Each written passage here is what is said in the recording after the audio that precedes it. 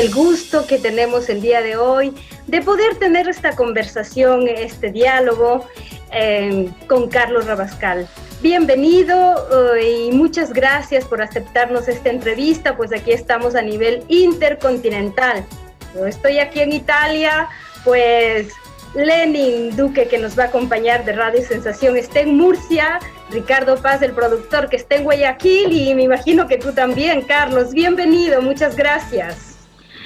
Janet, muchas gracias por esta generosa invitación. Qué gusto verte, a Lenin Duque también, con quien ya hemos podido tener la oportunidad de conversar en algunas ocasiones, y con Ricardo también. Así es que además, siendo colegas de la comunicación y habiendo compartido esta pasión por la comunicación, me hace mucho más generoso poder conversar con ustedes. Me da mucho gusto poder conversar con ustedes, y sobre todo los temas del Ecuador, de esta república. Y la señal ahora, a través de estas plataformas, pues ya va más allá de la territorialidad geográfica, ¿no? De aquella territorialidad geográfica que ha sido clásica, con la que crecimos nosotros antaño. Ahora esto significa una verdadera integración. Así que a las órdenes para ustedes. Mil gracias, así es. Nosotros como Proyecto Babel Latino, ya te lo decía antes, es un proyecto que busca romper las fronteras, crear los puentes interculturales, y mira, y ahora nos ayuda la tecnología, siempre y cuando obviamente sea bien utilizada. Carlos, yo, además de haberte conocido como un periodista, ¿no? Con las entrevistas que te digo, no creo solo yo, nos gustaba mucho porque hay claridad, transparencia, honestidad. Yo a veces sé decir que más allá que la objetividad, porque no deja de ser siempre subjetivo en base al entorno, es esa honestidad y esa claridad que debe reflejar un comunicador. Sé que tu formación es de otro nivel, pero tú eres un comunicador de nacimiento, podríamos que se lleve en la sangre. Y por eso te digo, me alegra muchísimo a nivel humano el poder tenerte con nosotros en Babel Latino. Y yo, a decir la verdad, después ya te conocí en enero. ¿Sabes por qué? Porque los primeros que promocionaron tu candidatura fue en Europa. Obviamente entenderás que mi red está muy cercana a los entornos donde nosotros vivimos. Yo dije, bueno, no me imaginaba que Carlos Rabascal, de comunicador, y también supe cuando te retiraste en un momento complicado que estamos ya, que ahora está mucho más grave en nuestro país, pero sí, no me imaginaba que, o sea, fue una bonita sorpresa, porque por lo tanto te digo, te vi en las redes de España y de Italia, así, de una, empezaste a salir en redes como precandidato. Así que, pero la cosa que yo quiero preguntarte hoy, más que a nivel político, porque eso ya es es ¿qué te motivó a tomar una decisión así? A saber que en este momento es un reto, es un desafío, pero a nivel humano, de esas cosas que uno se levanta o reflexionas, no creo que una sola noche, pero decir, ¿por qué me las juego? ¿Qué es lo que te motivó a tomar la decisión de una precandidatura anticipada, bueno, digamos en tiempo, pero ya en enero fue una de las primeras, por otro lado, y estar en estos momentos, en este momento tan importante de nuestro país, para ver si logramos recuperar el futuro? Bueno, esa recuperación del futuro casualmente es lo que me motivó, pero esa recuperación del futuro tuvo rostro. Y eso es lo importante cuando uno emprende un camino. Cuando yo me retiro hace más de 3 años y medio, ya diría yo, de la comunicación, de los programas, de Ecuador TV, etcétera, etcétera, por las razones que ya son públicas, ¿no? Yo me retiré básicamente para dedicarme a mi vida familiar, a mi vida empresarial, a mi vida de ejercicio profesional. Ustedes conocen muy bien que yo soy ingeniero comercial y trabajo, y siempre he trabajado en temas de economía popular y solidaria, he trabajado en temas de análisis de política pública para medir sus impactos en términos positivos o negativos, para ver qué tan eficiente es la política pública. Y estaba retirado, como se dice, en mis cuarteles de invierno, cuando hace más de 1 año y medio, más o menos, comenzaron a invitarme, primero de la provincia de Manabí. En la provincia de Manabí me comenzaron a invitar a participar en conversatorios. Cuando yo llego a la provincia de Manabí, yo pensaba que eran en grandes auditorios, y me encuentro con la sorpresa que eran conversatorios itinerantes en barrios, en comunidades y en distintas ciudades además. Entonces, ahí comenzó a crearse una conexión y esa conexión me llevó y me despertó una inquietud. Y esa inquietud es, a ver, y me pregunté y me cuestioné a mí mismo. Y dije, Carlos, durante 15 años ejerciste la comunicación, has estado realizando análisis, has estado realizando opinión en función de indicadores. En función de indicadores macroeconómicos, microeconómicos, sociales, etcétera, etcétera. Pero los indicadores son estos, son cifras, son números, que pueden reflejar evidentemente un estado, una referencia de lo que está sucediendo, pero cuando ya comencé a recorrer el país, primero en Manabí, luego en Guayas, luego en Pichincha, luego en Santo Domingo, y así, luego en Santa Elena, y así en otros territorios, yo dije, los indicadores hay que ponerle rostro. Pues los indicadores son fríos y sirven de referencia, pero no tienen el rostro. Y cuando comienzo a recorrer todo esto, comienzo a ver rostros con angustia y con desesperanza. Y cuando se suma el movimiento Quinta Región de Europa, que pertenece Lenin Duque, nuestro buen amigo y nuestros amigos, hermanas y hermanos migrantes, y comienzo a conversar con ellos también, comienzo a sentir también esa angustia y esa desesperanza que se agrava y se intensifica más lejos de la patria, a nivel territorial, a nivel presencial, pero cercanos a la patria, a nivel de corazón, a nivel de alma, a nivel de pensamiento. Entonces, poco a poco se fue despertando en mí esta necesidad de hacer algo. Y de ahí yo le dije a mi familia, le dije específicamente a mi esposa Nani, a la economía hay que ponerle rostro. Porque la economía es un instrumento, porque la economía es una herramienta. Y la economía tiene que ser social, casualmente para permitir la construcción de un Estado social. Pero comenzaron a proponerme eso, Carlos, usted tome la bandera, ¿por qué no se lanza a la presidencia? Y comenzó esa precampaña presidencial hace año y medio más o menos. Pero yo siempre dije que esto no era cuestión de un solo hombre, que no es cuestión de una sola mujer, esto es cuestión de todos y todas. Pero también dije, yo voy a iniciar un camino con ustedes. Yo quiero caminar junto a ustedes, no que ustedes caminen junto a mí. Yo soy el que voy a caminar junto a ustedes. Y les dije, lo voy a hacer siempre con una condición, al amparo de la unidad y de la unificación del progresismo, de un nuevo progresismo. Y tengan la certeza que si no soy yo el elegido, el nominado, etcétera, etcétera, yo igual voy a apoyar, no es que me voy a ir por otro lado, porque no estaba en mis planes el tema de participar en política electoral. Yo también me sorprendí. Y un buen día mi esposa Nani me dijo, yo te quiero acompañar a un recorrido. Y nos fuimos a Manabí, recorrimos toda la profundidad de Manabí, toda la parte rural de Manabí, la parte esa profunda de Manabí. Y ya cuando regresábamos y tomábamos el avión de regreso a Quito, ella me dijo algo. Me dijo, Carlos, cuando a la angustia y a la desesperanza se le pone el rostro, el sacrificio vale la pena. Yo te apoyo, toma la decisión que yo voy a estar a tu lado. Y ahí comenzó todo. Qué bonito. Y te digo, yo te hago esto, te pregunto por eso, porque muchas veces hablamos de la política fría, evidentemente de las propuestas que son muy importantes y que en los próximos meses se debe recorrer hasta el último centímetro, y entre esos también Europa, seguramente. La parte migrante es muy importante. Pero ese ser humano es el que nos interesa, porque es ahí donde inicia cualquier tipo de cambio y renovación. Hemos tenido líderes que nos han mentido y nos han engañado. Ahí tenemos la prueba de Lenín Moreno. Y por eso necesitamos profundizar esa revolución humana, de saber que quien nos representa, más allá de ser un excelente comunicador, es un buen ser humano.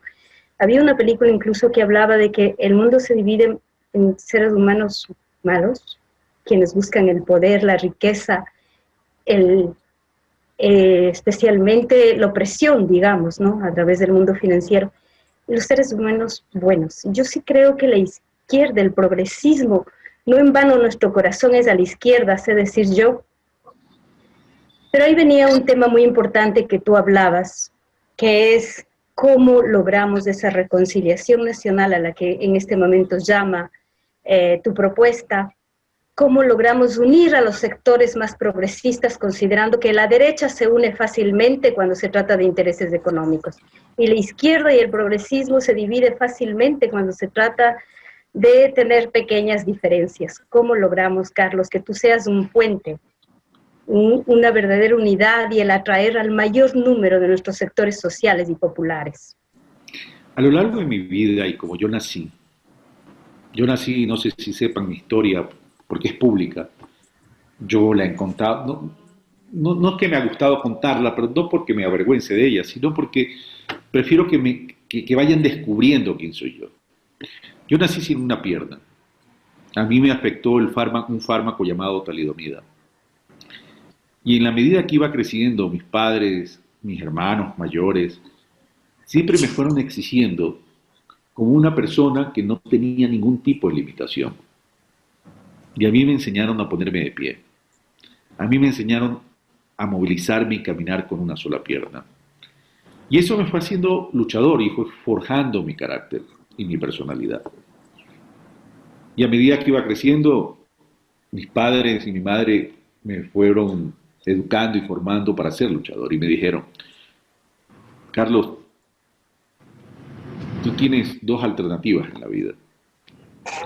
La una, o quedarte inmovilizado y ponerte a llorar y nunca salir adelante. Y la otra, ser luchador y ser líder. Yo escogí lo segundo, ser luchador y ser líder. Pero ellos me hicieron leer, o me leyeron,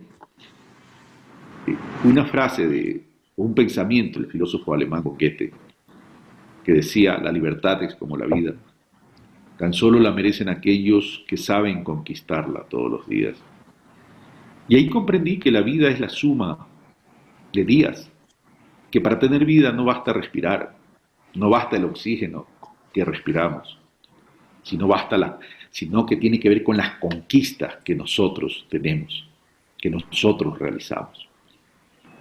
Pero ese mismo tipo de nacimiento que yo tuve despertó en mí mucha sensibilidad y sensibilidad social, porque yo viví en carne propia lo que es el descarte, lo que es la exclusión, lo que es la burla, y eso me ha dado el carácter y la personalidad para soportar lo que hoy estoy sufriendo, que es la persecución, la difamación y todo eso.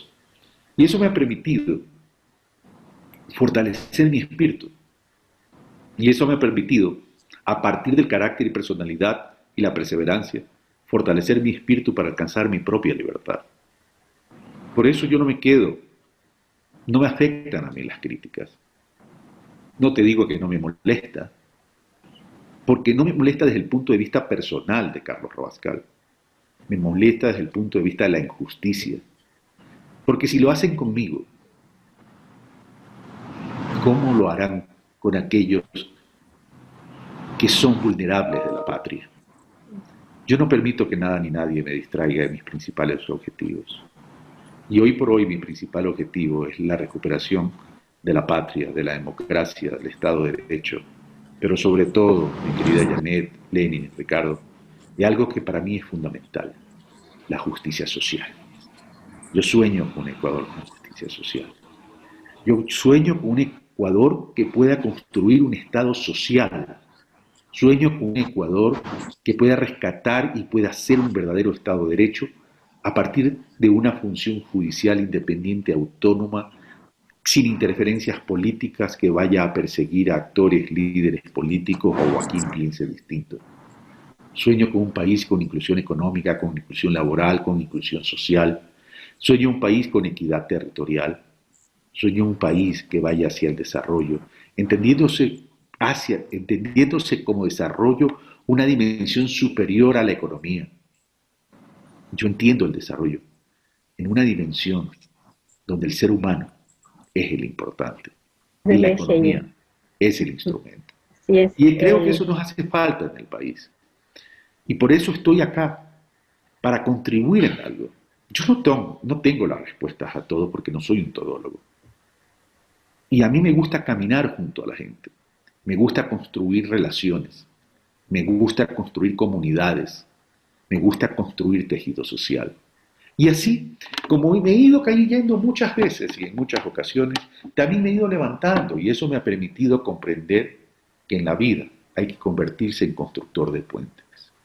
Y yo quiero sí, construir puentes de la solidaridad. Yo quiero construir puentes del desarrollo. Yo quiero construir puentes para la inclusión. Yo no soy de aquellos que creen que los liderazgos tienen que nacer en pocas personas, ¿no? Yo quiero liderazgos en todos los territorios del Ecuador, en las 24 provincias, en las 221 ciudades, porque mientras más líderes tengamos dentro de la tendencia progresista, de aquel nuevo progresismo que yo predico y practico, creo que entonces vamos a ser capaces de salir adelante, sacar el país de la crisis, pero la segunda parte es la más importante.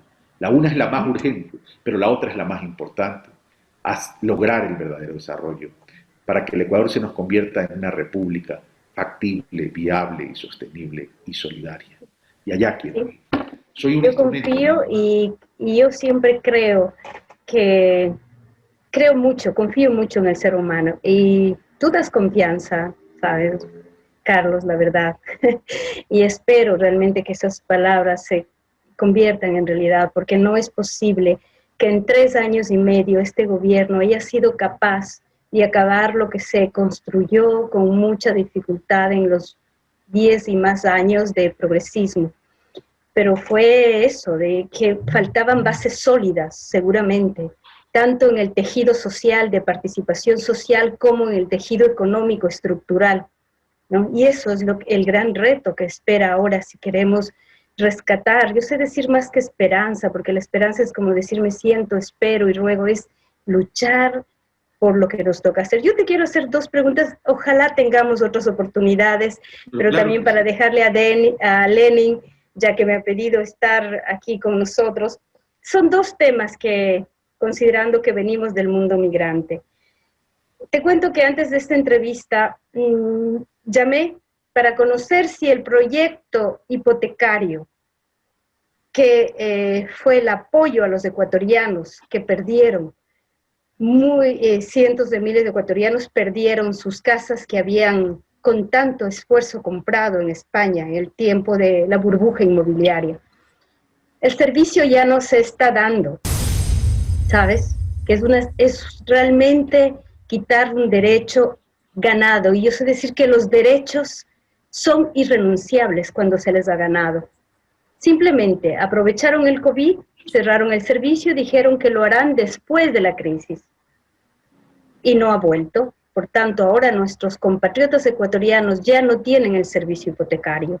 Y todos los proyectos que fueron posibles en el periodo de la Revolución Ciudadana, el mismo derecho al voto que salió a partir de la Constitución del 2008 y que ahora quieren restar nuestros derechos como migrantes.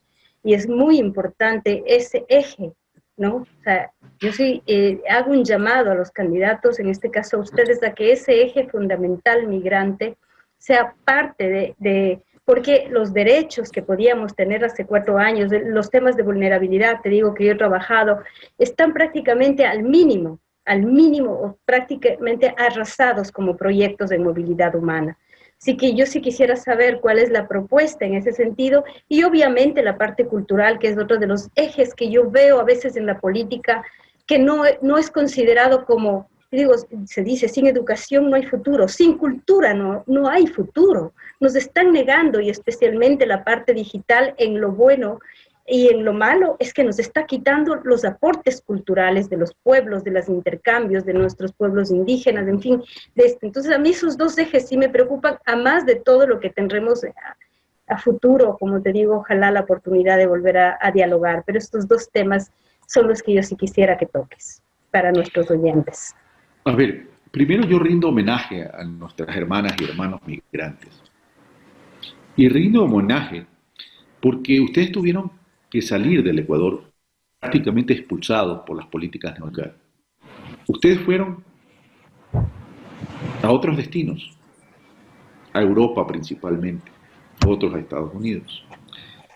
Pero en vez de renegar del país,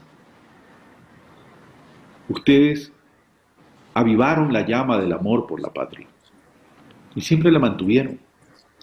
Y tuvieron mucha esperanza trasladada a la acción, como bien dices, para luchar por la reivindicación de su dignidad y de sus derechos.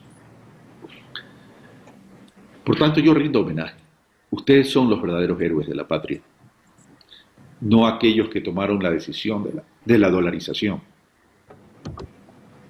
Ustedes son los héroes. Pero por otro lado, nuestro gobierno, el gobierno de la Unión por la Esperanza, tiene que emprender políticas de Estado y política pública, de preocuparse por todas y todos los ecuatorianos, que estén más allá de la territorialidad continental y geográfica del Ecuador. Debemos sentir, en lenguaje metafórico si se quiere, que todo territorio ecuatoriano será y se deberá entender es donde esté un solo ecuatoriano, aunque sea un solo ecuatoriano. Y debemos preocuparnos por todas y todos los ecuatorianos que estén en cualquier parte del mundo, como lo tiene que hacer cualquier nación. Nosotros les vamos a devolver esa preocupación y esas políticas de asistencia. Esa política y esa asistencia de velar por sus derechos. En la asistencia, en los temas que tú hablas, en los programas hipotecarios, en la defensa de ustedes, en la asistencia legal, en la asistencia en términos de salud, en la asistencia en términos de seguridad social, etcétera, etcétera, etcétera. Pero tenemos que ir mucho más allá. Yo tuve la oportunidad en el año 2015 de estar en España, porque fui a grabar un documental, casualmente sobre la crisis hipotecaria. Lo que tenemos que luchar como sociedad ecuatoriana, como república ecuatoriana, es una sociedad donde exista igualdad de derechos y que no exista abuso de los poderes políticos o económicos o financieros. Cuando yo fui a España a grabar este documental y vi toda la tragedia que ustedes estaban viviendo, yo dije en ese documental, y lo vengo sosteniendo, que no es posible que la humanidad permita una sociedad con esclavos financieros. Y esa es la verdad. El sistema y el modelo en el mundo entero prácticamente está construyendo una sociedad de esclavos financieros. Porque esa cultura del crédito, esa cultura del consumismo, esa cultura del amor por la acumulación y no por el amor por la calidad de vida, es lo que está haciendo a través de todas estas facilidades crediticias, de tarjetas de crédito, etcétera, etcétera, etcétera, que las personas no a conciencia estén poniéndose una camisa de fuerza y se estén poniendo y estén encadenando sus vidas. Y esta esclavitud financiera nace por la falta de conciencia del concepto y la dimensión de la vida, pero también hay gente que abusa de esa falta de conciencia o de conocimiento y comienza a inducir a las personas y a la sociedad a que se conviertan en ese tipo de esclavitud. Y contra eso tenemos que cambiar. Porque ¿qué es el buen vivir? El buen vivir no se queda solo en el buen convivir. El buen vivir tiene que ir a la realización de la vida que va más allá de lo económico. Lo económico es importante, obviamente, no vamos a decir que no. Pero es importante en la medida que no atente contra la sostenibilidad y la calidad de la vida. Y allá tenemos que trabajar. Por ejemplo, en el Ecuador, acá, territorio continental, en el Ecuador continental, en ese Ecuador andino, en ese Ecuador montubio, en ese Ecuador indígena, en ese Ecuador afro, en ese Ecuador mestizo, en esta tierra morena. El 58% de la población ecuatoriana vive entre la vulnerabilidad y la informalidad. Y eso nos parece justo. ¿Por qué no podemos hacer algo para poder mejorar la calidad de vida de estas hermanas y hermanos ecuatorianos. Es Entonces, un, es un gran ustedes son desafío, la parte verdad. importante de la visión de desarrollo. Y yo les he planteado a nuestras hermanas y hermanos migrantes, no solamente retomar lo que ya tenían, sino ir más allá. Porque el más allá es incorporarlo no solamente en el sentir, sino en la generación de oportunidades. Tenemos que aprovechar esa visión de mundo que ustedes han adquirido. Han adquirido a partir de las lágrimas, el llanto, la infelicidad, la desesperanza y la angustia. Pero Sí, tienen esa visión de mundo, una visión más periférica. Y eso es hay, lo que hay- tenemos que aprovechar. sí, ahí me permites justamente el proyecto Babel Latino, que la desesperanza, un bagaje de tristezas, pero al mismo tiempo, y ahí es cuando nos planteamos la interculturalidad, que es la segunda pregunta que te hacía, porque también aprendemos mucho, ¿sí? En el bien y en el mal. Nos enriquecemos mucho también culturalmente, especialmente aquí en Europa. Por decirte la puntualidad, nosotros se nos vuelve una necesidad incluso, y sin duda un mundo esclavista, porque todos nos volvemos esclavos de un mundo donde no piensa en el buen vivir como el vivir con dignidad, con lo básico, pero también aprovechar de nuestros espacios con nuestras familias. Muchas veces es trabajar y mandar dinero, como ha hecho en todos estos años las familias ecuatorianas migrantes. Pero viene esa parte de enriquecimiento, lo que podemos nosotros aportar, por decirte, los migrantes retornados. Nunca han tenido una verdadera oportunidad de reintegrarse. Yo mismo volví en algún momento al Ecuador, tuve oportunidades, pero eran siempre muy limitadas respecto a poder tener un mínimo de estabilidad económica. Entonces, te digo que viene también el aporte que podemos nosotros dar de nuestra interculturalidad al vivir estas dos realidades y adaptarnos, ¿no? Que no se llama solo integración, sino intercambio. Cuando se logra unir, a eso iría mi segunda pregunta, para no quitarte tampoco todo el tiempo del mundo que estamos aquí. Como te digo, esta será una primera oportunidad, pero espero que no falten otras. No, pero tienes razón, Janet. Es decir, a ver, yo no quiero programas con términos publicitarios, yo quiero realidades. La incorporación de ustedes a la vida de la República del Ecuador continental tiene que darse en función de aportes de ambos lados, pero con proyectos específicos. Porque si no van a venir acá y no van a encontrar esas Ya oportunidades. pasó. Ya pasó. Y no reconocer un problema es agrandarlo. Y no aprender lecciones es no aprovechar el tiempo de la vida. Entonces lo que hay que buscar, y se lo he dicho a Lenin y al movimiento Quinta Región, son proyectos específicos. Porque ustedes pueden venir, por ejemplo, en esa riqueza intercultural, en esa visión periférica, en ese aprendizaje que ustedes han tenido, a capacitar mucho a nuestros pequeños, medianos productores. Porque viene, como dices tú, incluso en temas que tienen que ver con comportamientos y hábitos, pero también tienen que ver con los conocimientos adquiridos y que a partir de esa visión periférica que hoy tienen, han desarrollado un pensamiento crítico y se han convertido en ciudadanos del mundo crítico y están construyendo su propia opinión y han construido su propia visión.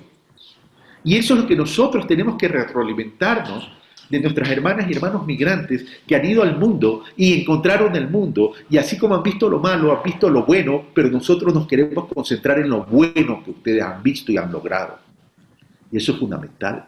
Por ejemplo, ustedes, para poder fomentar, promover y fortalecer la economía popular y solidaria, son piezas fundamentales. Porque adicionalmente, no necesariamente los que quieran venir en los programas que se pueden diseñar, bienvenidos sea. Pero ustedes también pueden ser esos puentes en el exterior, donde pueden llevar nuestra riqueza intercultural, nuestra diversidad de identidades, a desarrollar nuestro marca país, si se quiere, pero con contenido, no con spot publicitario, que se podrán hacer obviamente, pero a partir del contenido. Una publicidad que no esté soportada por un contenido, la publicidad no es eficiente. Colocar nuestros productos, colocar nuestros servicios en el exterior, integrar la comunidad ecuatoriana, que sea un orgullo en el mundo entero, colocar las riquezas que tiene el Ecuador y el atractivo turístico, pero a partir también de los desarrollos locales y territoriales, para que haya algo que mostrar. Somos un país pequeño, somos un país compacto, pero no lo hemos sabido tratar, no lo hemos sabido desarrollar, porque cuando vemos el nivel de pobreza y el poco desarrollo, entonces yo me pregunto, ¿realmente hemos amado nuestro país? Yo creo que no. Por eso tenemos que generar el punto de quiebre, el punto de inflexión para ir más allá. Es momento no solo de la movilización, es el momento de la transformación. Así es. Yo por ahora le dejo a Lenin para que también, pues, Radio Sensación en Murcia nos retransmite cada semana a Babel Latino y pues un gran activista y colaborador Lenin, así que le dejo que también te cuestione, te pregunte, reflexione junto a ti. Hola Lenin. Carlos, buenos días allá, acá buenas tardes. Bueno, para mí es un gusto siempre conversar contigo. Desde el primer día, pues, te dijimos, eres la persona que nos ha devuelto la esperanza. Eso no nos va a quitar nadie. Otro de los temas también es de que te he escuchado ahora 2 veces decirlo de que el movimiento Quinta Región fue el que inició, ¿verdad? Inició el movimiento Quinta Región y a partir de ellos nos invitaron a muchas personas más que no formábamos Quinta Región. Pero bueno, al verte a ti, nos juntamos. Y ahora ya no es movimiento Quinta Región, ahora somos Surgente Europa. Se ha convertido ya en Surgente, pues, y ya el de Quinta Región, el del Foro de la Mujer, el de Murcia, el de Venecia, el de París, pues ahora somos Surgente. Entonces, ¿pero por qué lo decidimos? Por eso, por conocerte a ti, por conocer de tu vida, por ser esa persona carismática, líder y que nos inspiras confianza. No te estoy echando flores, es la verdad. Pero bueno, tú ya sabes, ya me conoces, yo siempre ando pidiendo. Y ahora te lo digo estas cosas como para que conozcas la realidad de lo que es un migrante, cómo vive un migrante acá y las necesidades que uno tiene acá, ¿no? Por ejemplo, hay un problema en cuanto con la función legislativa y la función ejecutiva, de que cuando ya pasan las elecciones, los asambleístas van por un lado y el gobierno va por otro lado. Deberíamos tener ahí un nexo entre los dos, ya que los asambleístas son nuestros representantes, entre comillas, porque desaparecen, ¿no? Y el gobierno pues pone sus consulados que no tienen ese feeling entre los dos, digamos, entre ejecutivo y legislativo para poder hacer un buen trabajo. Ahí sería un punto de ver con, no sé, con políticas públicas. Yo no sé cómo se podría hacer, pero que haya la unión para que esas dos fuerzas se junten y podamos trabajar junto a los migrantes. Eso es un tema que me ha estado dando vuelta a la cabeza. Digo, pero ¿cómo juntar? ¿Cómo juntar? Porque si lo pido al legislativo, dice, no, eso es del gobierno. Si le pido al gobierno, no, eso es del legislativo. O sea, no tenemos ese feeling así, ¿no? Otro de los temas que hay es, por ejemplo, el trabajo social desde el ayuntamiento al migrante. Ahora mismo que estamos en este tema de la crisis sanitaria y económica, que es a la vez, el consulado tendría que tener una función, digamos, de ayuda, de cobijo, de saber cuántos migrantes, cuántos ecuatorianos han sido contagiados del COVID. ¿Qué necesitan esos ecuatorianos? ¿Tienen alguien que les dé la compra? ¿Tiene algún familiar? ¿Dónde vive? O sea, hay muchas cosas, muchas necesidades que hay. Te lo digo esto porque ahora estoy viviendo yo en carne propia. Ahora tengo yo un positivo en casa. Somos 4. No tenemos quien nos haga la compra. Tuvimos que llamar a los servicios sociales del ayuntamiento. Entonces digo, ¿por qué no puedo yo llamar a una persona del consulado que pueda hacer alguna gestión? Pues no, no se puede. No hay la persona. Otra cosa que también es problema, que también debería ser a través de políticas públicas, porque alguna vez ya lo preguntamos, ahora lo he pedido por escrito, es de que los consulados debieran trabajar en un horario que sea accesible a nosotros los migrantes. ¿Por qué razón? para ir a hacer una gestión en el consulado necesitamos pedir permiso, un día menos de ingresos, porque aquí es día trabajado, día cobrado, ¿no? Entonces, no pueden pedir eso, pero sí pueden ir a hacer una gestión entre sábado y domingo. O sea, yo pienso que se puede hacer. Que solamente pueden trabajar 40 horas, pues que descanse 8 de entre semana y atiendan entre sábado y domingo, ¿no? Entonces, cosas como estas necesidades que tenemos los migrantes y que no se conocen así. Otra de las cosas que estaba yo también mirando y viendo es, los migrantes aquí queremos también ser parte de la función diplomática, pero como tenemos que pasar por la escuela diplomática, un migrante no puede acceder a la escuela diplomática porque es presencial. Entonces ya de ahí negado, no podemos ir a la escuela diplomática para poderse estudiar, poder prepararnos y poder representar a nuestro país. No podemos porque ya está una limitación allí. Aparte de eso, los migrantes son, digamos, los más indicados en cada territorio poder representar al país porque tienen el conocimiento del territorio, tienen conocimiento de la gente que vive ahí, tienen conocimiento de las necesidades. Pero ¿qué pasa? Nos mandan cónsules con títulos de arquitectos, ¿no? Que no saben nada de lo que es una función consular. Entonces, ¿qué nos mandan? Personas que vienen a hacer turismo, que vienen recién a enterarse de las necesidades nuestras y así perdemos el tiempo. Por decir, en Murcia, el cónsul va a estar un año y 2 o 3 meses hasta cuando termines. ¿Qué ha hecho en ese año, 3 meses hasta cuando termine su mandato? Nada, no le ha dado tiempo, ¿no? Porque apenas está conociendo. Entonces, cuando uno va al consulado nos dicen, presénteme propuestas. Y luego la foto, ha venido tal persona y nos estamos haciendo unas propuestas y nada más. Pero nunca se ejecuta una propuesta, nunca tenemos un resultado, o sea, llegamos hasta allí. Entonces, estas cosas que te las paso porque son necesidades nuestras para que a través, no sé de qué manera, allí se puedan hacer alguna política pública y que nosotros podamos beneficiarnos de estos temas, ¿no? Como dice Janet, ya pasó.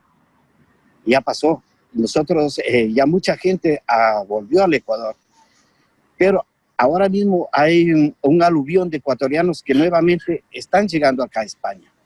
Un pueblito que conozco de aquí, habían como 400 ecuatorianos. Se quedaron alrededor de 10, ahora ya superan los 400, han vuelto nuevamente y vuelven a comenzar de cero. Se fueron con su familia, con algo de dinero, ahora vuelven con toda su familia y sin un centavo, ¿no? Entonces, hay que hacer políticas públicas que permitan hacer un retorno, pero un retorno de verdad, un retorno, como se dice, con proyectos que vengan, digamos, a seguir continuando su vida normal, su vida económica, sus hijos, su vida educativa. Ahora en el tema educativo también vemos que el gobierno cómo ha disminuido todo, digamos, el presupuesto de universidades, de centros educativos, y nosotros nos preguntamos, ¿a qué vamos? ¿Qué voy a estudiar allá? Si ya no puedo acceder a un estudio, ya no puedo acceder a la universidad. Mejor me quedo aquí, que si soy buen estudiante, no me cuesta la universidad, y si no, pues me cuesta una mínima parte, pero estudio. Entonces, esas son las cosas de que nosotros como migrantes, y tú como, a mí se me sale siempre, y me equivoco porque digo tú como nuestro candidato a presidente, porque eso es lo que nosotros queríamos. Entonces, me cuesta decir vicepresidente, ¿no? Entonces, nos ayudes a que nosotros los migrantes, como tú dices, seamos reconocidos y seamos valorados y seamos tomados en cuenta, ya no como números, sino como parte del aparato productivo, parte del aparato económico, parte del sistema social mismo de nuestro Ecuador. Creo que te cansé, Carlos. No, todo lo contrario, Lenin. A ver, has tocado varios temas que son tremendamente importantes. Y uno de los grandes problemas que tiene el Ecuador, casualmente, es la ausencia de políticas públicas. Y aquí, lamentablemente, las cosas se hacen al revés. ¿Dónde deben hacer la política pública? De una visión de desarrollo. Pero las políticas públicas, muchas de ellas tenemos que convertirlas en políticas de Estado. Política de Estado, ¿qué significa? Una política de Estado es una visión del Estado ecuatoriano en función de las personas para generar la facilidad de la vida. Y esa no se puede mover, no se deberían mover, independientemente del gobierno de turno que esté, incluso sin importar la ideología. Se debe respetar la política de Estado. ¿Sí? Pero la política pública es importante porque es la operativizadora en términos de lograr algo. Y de la política pública debe derivarse la construcción de los marcos jurídicos correspondientes a efectos de llevar a cabo esa operativización con éxito. Pero aquí en el Ecuador, primero hacemos las leyes en ausencia de la política pública. Y eso es un gran error. Entonces no vamos a tener un Estado eficiente. Simplemente vamos a actuar y poniendo parches. Y eso nos ha llevado a algo que estamos viviendo y que es un verdadero viacrucis en el Ecuador. La desarticulación entre las instituciones del Estado. El uno va por una vía, el otro va por otra vía, no hay un rumbo cierto. Y por tanto ahí tenemos que trabajar en la articulación. Los asambleístas tienen que comprender que son necesarios y que está bien que debatan las leyes, pero hay leyes que se deben derivar de la política pública. No podemos discutir una ley haciendo abstracción de la política pública. Se puede enriquecer la ley, podemos discutir la ley, pero tiene que nacer de la política pública. Porque la política pública nace de una visión de Estado que queremos, que merecemos y que anhelamos, por un lado. Por otro lado, el tema que está pasando es que el cuerpo diplomático, la política exterior del Ecuador, no encuentra una cohesión entre lo que debe hacer, en que lo que necesitamos como país y de lo que ellos están preparados para hacer. Entonces resulta que el cuerpo diplomático se nos ha convertido en una élite sin sentido social. Y eso es un grave error. El cuerpo diplomático tiene que tener sentido social. Y tiene que tener sentido social porque ellos representan al Estado social de la República del Ecuador y tienen que acoger y tienen que velar por el bienestar de sus compatriotas en el exterior. Y aquel que no comprenda aquello, tiene que salir, está equivocado. La vida no solamente son números, la vida no es tan solo cuántas copas de champán o de vino te tomas en un cóctel. La vida es inclusión, respeto, dignidad. Y ellos deberían tener misiones. Uno, preocuparse por nuestra gente. Y dos, activar a nuestra gente para construir esos puentes, desde lo social, desde lo cultural, desde lo productivo, desde lo económico. Y por supuesto que ustedes deberían tener la oportunidad de estar en determinados consulados, formar parte de ese cuerpo diplomático, de forma efectiva. ¿Cómo comprender que en pleno siglo actual se les diga a ustedes, y esto yo no lo sabía, gracias por ponerme al tanto de esto, que no puedan emprender una carrera diplomática porque se les exige que sea presencial? ¿Y para qué sirven las plataformas tecnológicas hoy en día? ¿Y para qué sirven estas plataformas? Y el mundo entero está ejerciendo su vida a partir de estas plataformas como la que estamos usando ahora, que nos permite la conexión. Pues preparémonos para eso. Nosotros tenemos que darles oportunidades, por Dios. El Ecuador tiene que comenzar a aprender a ser recíproco con ustedes. Ustedes durante 10 años y un poco más fueron la segunda fuente de ingresos del Ecuador.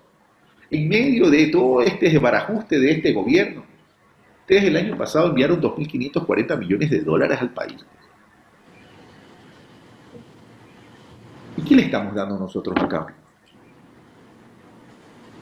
Ni siquiera el sentimiento de amor. Esas son las cosas que tenemos que cambiar, mi querido Lenin, Janet, Ricardo. Ya no podemos seguir siendo así. No podemos seguir viendo la vida tan solo con un balance de suma y resta. Tenemos que incorporar la vida de los seres humanos a la vida de la República. Como tampoco podemos seguir siendo una república picapiedras que nos tiremos piedras a cada rato. La reconciliación nacional, sí, pero una reconciliación nacional a partir de una madurez política donde encontremos causas comunes, fundamentales, básicas, trascendentales para salir adelante, como para la erradicación de la inequidad, la erradicación de la pobreza, los desarrollos locales y territoriales, la reactivación productiva desde la base social de nuestro país, desde la recuperación del empleo. A eso tenemos que apuntar. El desarrollo del país no lo podemos medir en términos de carreteras o en términos de determinada obra. Eso se llama progreso. Desarrollo está en la vida, en la calidad de vida. El progreso es un paso previo al desarrollo. Pero el desarrollo se fundamenta en el ser humano. Y yo quiero trabajar por el ser humano. Yo quiero que ustedes y nosotros, con Andrés y conmigo y con todos los equipos, trabajemos por los seres humanos. Y gracias por seguir pensando en una eventual candidatura presidencial. Pero ahora soy candidato a la vicepresidencia. Y soy un equipo. Y le voy a guardar lealtad a Andrés Arauz, al amparo, escúcheseme bien, al amparo de los principios del progresismo, al amparo de los principios de la democracia, al amparo de los principios de la legalidad y al amparo de los principios de la solidaridad con mi gente. La política social no puede ser caridad. La política social no es caridad. Gracias, Carlos. Pues, como te decía, pues la esperanza es la que nos has dado tú y sabemos que vamos a llegar, vamos a ganar. Nos pusimos un propósito, lo hicimos y ahora es el siguiente, de recuperar la patria. Y así que estaremos siempre de aquí, ahora mismo, vigilantes de los problemas que hay ahora mismo de la democracia en nuestro país, pero desde aquí estamos vigilantes. Gracias, Janet, y con gusto pues será hasta la próxima. De mi parte, que tengan un resto de día, pero fenomenal. De igual manera, Carlos, de Lenin, y decirles que aquí estamos, Carlos. Nosotros decimos que esto es nuestra vida, justamente los ideales últimos y que nos permiten este diálogo, ¿sabes? O sea, tenemos que abrir y los liderazgos, como decías tú, pequeños, grandes, las redes, esto es lo que va a permitir que esta revolución humana, que esta sensibilidad y que este amor que nos une a la humanidad, es eso, esos grandes valores que nos llevarán hasta la vida entera. Así que de mi parte, de nuestra parte como plataforma Bebé Latino, agradecerte. Estamos a través de Radio Pichincha, Radio Sensación en Murcia, en todas nuestras redes. Te invitaremos, espero yo, en otras oportunidades y también esperamos también cuando tú quieras una participación amplia de redes, estos somos nosotros, esos seres humanos que creamos puentes, cadenas, tejemos. Ahora mismo preparamos un concierto dentro de poco, AINI, que es el tejido y complementariedad.